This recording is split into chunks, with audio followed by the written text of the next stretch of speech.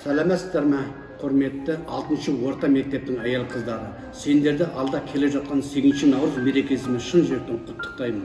Сендер біздің мектепте ерекше жансыңдар. Себебі біздің мектептің 90% апайлар немесе әйел қыздар. Қызықты да қиын жұмыстарыңызға жеміс тілеймін. Отбасыңызға амандық тілеймін. Келесі мерекелерде осындай аман есен күліп ойнап жүре берейік. Дендеріміз сау болсын, еліміз тыныш болсын деген келеді. Құрметті нөмір 6-шы орта мектептің қыз-келіншектері және оқушы қыздар. Халықаралық 8 март әйелдер мерекесімен шын жүректен құттықтаймын. Көктемнің күнінде жарқырап, бақытты өмір кешіңіздер. Отбасылық бақыт тілеймін сіздерге.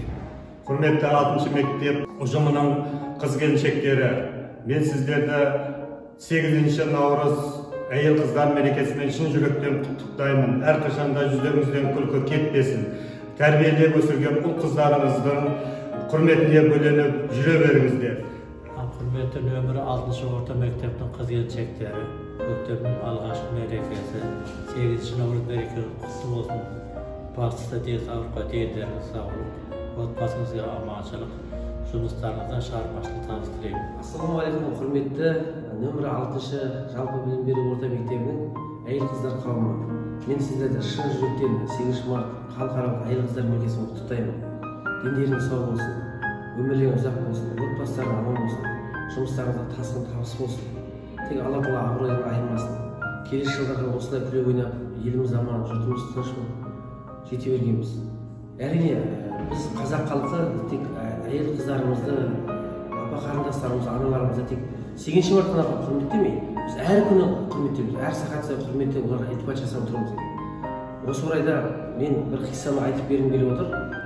Дана қариядан, қарттан, ғұламадан бір жас жігіт келіп, құрметті ақсақал, мен анамда 7 рет қажыға барып келдім, арқалап барып келдім. Мен енді осы анамның ақ сүт беріп аялап, түн ұйқысын 4 бөліп, мен тербетіп, әлдилеп, осы күнге жеткізген қарызынан құтыла алды ма деп сұрақ берген екен. Сонда қарт қария, қарағым жасың нешеде деп сұрақ беріп, жасым 41 жаста. Алла маған айтшы, бір жылда неше күн болады? Бір жылда 365 күн болады. Ал енді сен сол 41 жасың 365 күн көбейтші деп.